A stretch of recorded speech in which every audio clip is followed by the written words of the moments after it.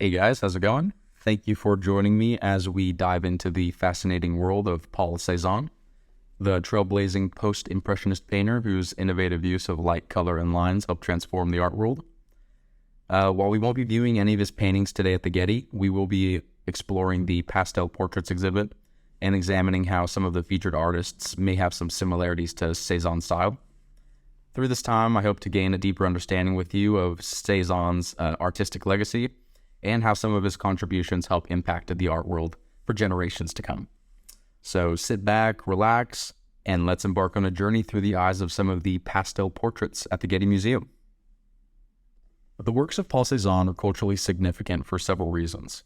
His use of line in his artwork revolutionized the way artists approach representation in painting. Cezanne used loose flowing lines that were less concerned with capturing exact likeness and more focused on conveying a sense of form and structure. This approach paved the way for modernist movements such as Cubism and abstraction, which challenged traditional ideas about what art could be and should depict. In terms of color, Cezanne's work is equally groundbreaking. He explored the interplay of color and light, using bold, expressive colors to create a sense of depth and dimensionality in his paintings. By experimenting with color and light, Cezanne was able to convey a sense of atmosphere and mood in his work, as well as the passage of time. Cezanne's use of light is perhaps his most significant contribution to the art world. He understood the way light interacts with form and space, and used his knowledge to create paintings that were both realistic and expressive. In his landscapes, which we will discuss more later, Cezanne used light to suggest the changing seasons and the passage of time. While in his still lifes, he used light to create a sense of texture and depth, no matter the subject. Taken together, these elements, line, color, and light, make Cezanne's work culturally significant because they represent a shift from the traditional representational art and towards a more expressive, abstract approach. His experimentation with these elements helped pave the way for the development of modernist movements and continues to influence artists today. His exploration of color and light allow him to capture the beauty and complexity of the world around us in a way that enriches our understanding of the natural world and our place within it. Using these three aspects of his art, we will dive deeper into the work of Paul, as well as pulling from other artists I feel best relate to Cezanne's approach. Paul Cezanne's artwork functions both literally and metaphorically to create a layered, complex visual experience for the viewer. In terms of its composition, Cezanne's artwork is often characterized by the use of bold geometric shapes, bright contrasting colors, like we see in many of the stills featuring fruit. He frequently used a technique called constructive brushstroke, in which he would apply a thick layer of paint to where it would have a three-dimensional effect on the canvas. This technique allowed him to capture the essence of the subject while still retaining the flatness of the canvas, blurring the lines between representation and abstraction, unlike anyone was doing at the time. Metaphorically, Cezanne's work often explores themes such as perception, reality, and the relationship between nature and art. He encourages the viewer to see the world in new and different ways, challenging their preconceptions and expanding their understanding of what art can be. Now let's explore some of the themes in the painting by Rosalba Correa titled A Muse. It is a pastel portrait of a young woman with flowing hair bound by ivy and a leisurely expression upon her face. Created in mid-1820, the painting is executed on blue paper, which gives the work a unique lumosity and depth, as the color plays with the light hues of her skin. The subject is presented in a three-quarter view with her head turned slightly to the side and her gaze directed towards something in the foreground. The work showcases Correa's mastery of the pastel medium, which she helped popularize in the late 18th century. It is now a part of the collection of the Getty Museum here in Los Angeles.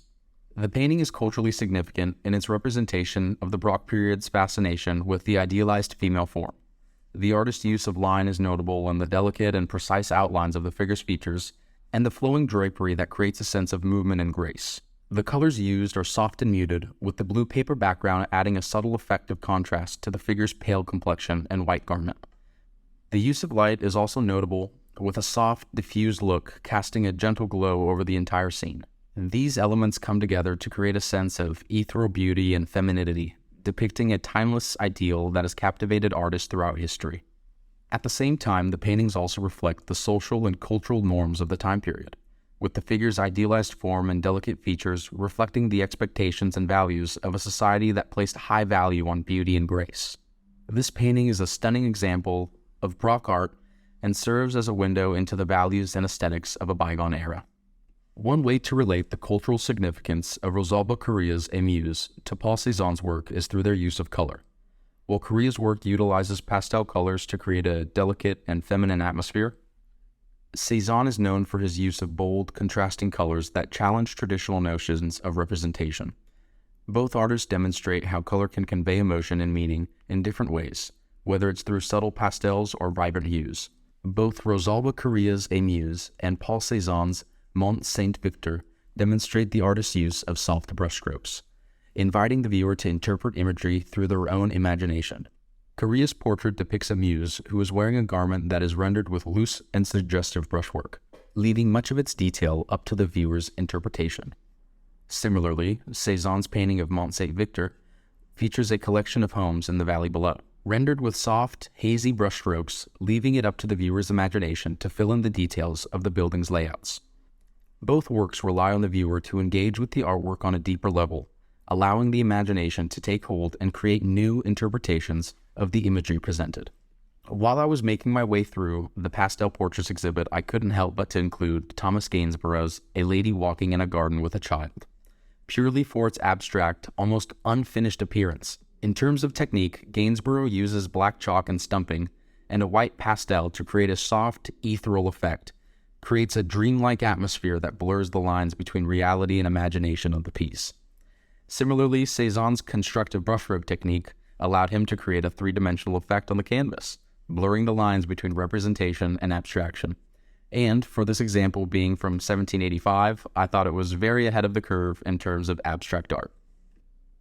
In all seriousness, I had an absolute blast visiting the Getty for this unique assignment. The opportunity to explore the exhibits, immerse myself in the art, and learn about the history and the culture behind it was truly an unforgettable experience.